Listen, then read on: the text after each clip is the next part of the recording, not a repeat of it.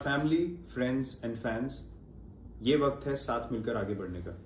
We will overcome this together. Karnataka की सड़कों पर जोश का सैलाब उमड़ा हुआ था। शहर के कोने कोने में सिर्फ एक ही नाम गूंज रहा था, सन आरसीबी। आसुस साहब विराट कोहली, जीत की गूंज जो सालों से फैंस के दिलों में एक अधूरी ख्वाहिश बनकर बसी थी। अहमदाबाद में आईपीएल की चमचमाती ट्रॉफी को हाथ में लेकर जब विराट कोहली और उनकी पूरी टीम ने कर्नाटक की धरती पर कदम रखा तो वो सिर्फ एक जीत नहीं थी, वो एक युग की समाप्ति और एक नए युग की शुरुआत थी। पूरा राज्य तैयार था उस ऐतिहासिक लम्हे को जीने के लिए जब आरसीबी पहली बार चैंपियन बनी थी। सरकार की तरफ से भी बड़े बड़े इंतजाम किए गए थे। बेंगलुरु के उस विशाल स्टेडियम में जहां करीब 35,000 लोगों की क्षमता थी, हर कोना भर चुका था। सड़कों पर, इमारतों की छतों पर चारों तरफ इंसानों का समुंदर था। विक्ट्री परेड, जी हाँ, वही विक्ट्री परेड जहां पर आरसीबी के हर खिलाड़ी का सम्मान होना था। विराट कोहली को नायक की तरह पेश किया जाना था, जहां अनुष्का शर्मा भी मौजूद थी और कर्नाटक के मुख्यमंत्री से लेकर बड़े बड़े चेहरों तक हर कोई इस गर्व के क्षण का गवाह बनना चाहता था। लेकिन किसे पता था औसिक की ये जश्न कुछ ही घंटों में एक मातम में तब्दील हो जाएगा। सब कुछ योजनाबद्ध लग रहा था। विराट कोहली मंच पर थे, हजारों की भीड़ उनका नाम पुकार रही थी। तालियों की गूंज, कैमरों की चमक, माइक से आती प्रेरणात्मक बातें और एक ऐतिहासिक पल की पहचान थी। लेकिन तभी स्टेडियम के बाहर की भीड़ आउट ऑफ कंट्रोल हो चुकी थी। जो लोग अंदर नहीं आ पाए वे जबरन गेट पर धक्का दे रहे थे। प्रशासन की सुरक्षा नाकाम होती दिखी। गेट टूटने लगे, लोग गिरने लगे, कुछ एक दूसरे पर चढ़ गए और फिर शुरू हुई एक दर्दनाक भगदड़। चीखें, रोना, भगदड़, धूल में लिपटे चेहरे और जमीन पर गिरे हुए मासूम लोग। करीब 11 लोगों की मौके पर ही जान चली गई। उनमें महिलाएं थीं, बच्चे थे, बुजुर्ग थे, वो लोग जो सिर्फ अपनी टीम की जीत का जश्न देखने आए थे, अपनी जिंदगी हार कर लौटे। करीब 50 से अधिक लोग गंभीर रूप से घायल हुए, जिन्हें अस्पतालों में भर्ती कराया गया। किसी की टांग टूटी, किसी का सिर फट गया, किसी का शरीर कुचल गया। और सबसे बड़ा सवाल ये था, जब ये सब हो रहा था तब अंदर स्टेडियम में सब कुछ कैसे चलता रहा। जी हाँ, मंच पर विराट कोहली बोलते रहे, टीम के बाकी खिलाड़ी भी मुस्कुराते रहे। शायद उन्हें इस हाहाकार की भनक तक नहीं थी। जैसे ही सोशल मीडिया पर तस्वीरें, वीडियोस और खबरें फैलनी शुरू हुई और पूरा देश हिल गया, हर न्यूज चैनल पर बस एक ही सवाल था, इतनी लापरवाही कैसे हो सकती है। प्रशासन पर सवाल उठने लगे, स्टेडियम मैनेजमेंट पर आरोप लगने लगे, यहाँ तक कि राज्य सरकार पर भी उंगलियां उठने लगी। बीसीसीआई ने साफ तौर पर कहा,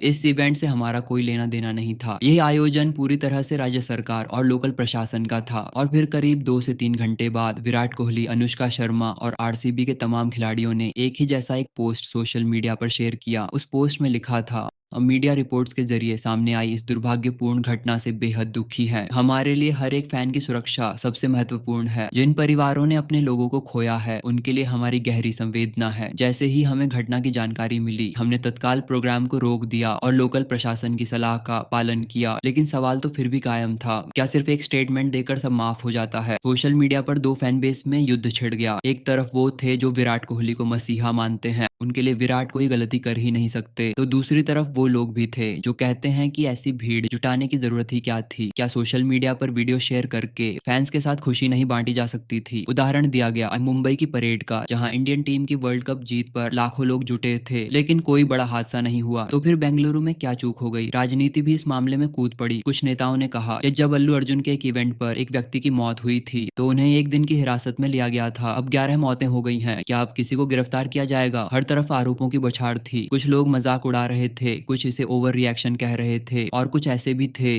जो बस सच जानना चाहते थे। गलती किसकी थी, विराट कोहली की, टीम की, राज्य सरकार की, स्टेडियम प्रबंधन की, या उस क्रेज की जो एक जीत को सड़क पर जश्न में बदल देता है। एक माँ जो अपने बेटे के साथ पहली बार विराट को लाइव देखने आई थी, आज सिर्फ बेटे की तस्वीर अपने मोबाइल स्क्रीन पर देख रही है। एक छोटा बच्चा जो आरसीबी की टी शर्ट पहनकर स्टेडियम के गेट पर खड़ा था, अब अस्पताल के बेड पर है, उसकी पसलियां टूट चुकी हैं। ये वो कहानियां हैं जो किसी अखबार के पिछले पन्नों में छपती हैं, लेकिन इनके जख्म सालों तक नहीं भरते। वक्त बीत जाएगा, आईपीएल का अगला सीजन आएगा, आरसीबी फिर खेलेगी, विराट फिर मुस्कुराएंगे, लेकिन उन 11 परिवारों के लिए हर आईपीएल सीजन एक दर्द बनकर ही लौटेगा। कभी कभी जश्न भी जानलेवा साबित हो सकता है और शायद यही वो लकीर खींचनी चाहिए। जुनून और जिम्मेदारी के बीच आपका क्या मानना है इस पूरी घटना को लेकर। क्या आपको लगता है कि ये हादसा टाला जा सकता था? क्या भीड़ को संभालना आयोजकों की नाकामी थी, या फिर ये सिर्फ एक दुर्भाग्यपूर्ण घटना थी जिसका कोई दोषी नहीं? अपनी राय हमें कमेंट्स में जरूर बताइए।